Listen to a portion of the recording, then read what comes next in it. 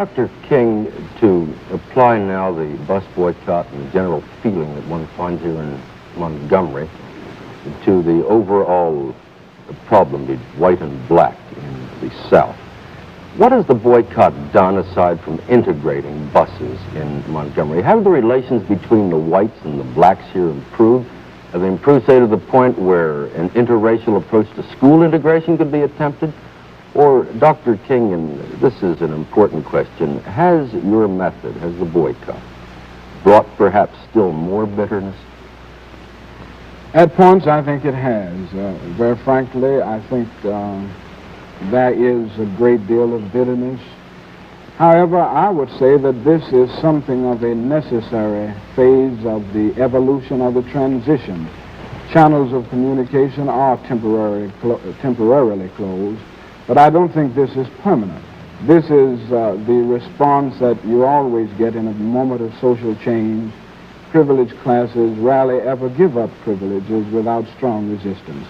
But I think these sort of jangling discords will soon be transformed into meaningful symphonies of racial harmony in which we will be able to work out the problem, and I don't think it will be in many years off, but it will be in the not too distant future. And you really feel that in the long run, then, it has been a beneficial experience and has not increased hatred, even though momentarily there is a bitter and sharp division? That's right, yes. Dr. King, what do you see ahead, I mean, in the future pattern of race relations in the United States?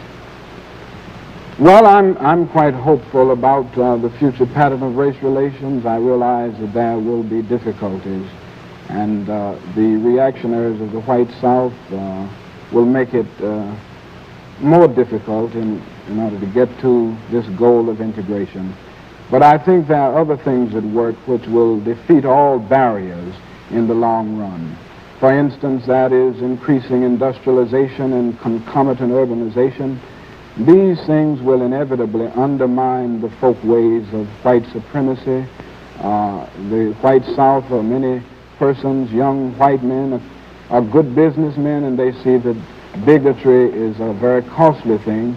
I think also the Christian church will be forced to continue to take a strong stand and urge its members to match profession with practice, and also the determination of the Negro himself to achieve freedom will be one of the greatest forces to bring about integration, and the rolling tide of world opinion will force the federal government to take even a stronger stand. So that I'm quite optimistic about it. I think we live in one of the most momentous periods of human history. These are great days to be alive, and I feel that before the turn of the century, segregation on the basis of race will be non-existent.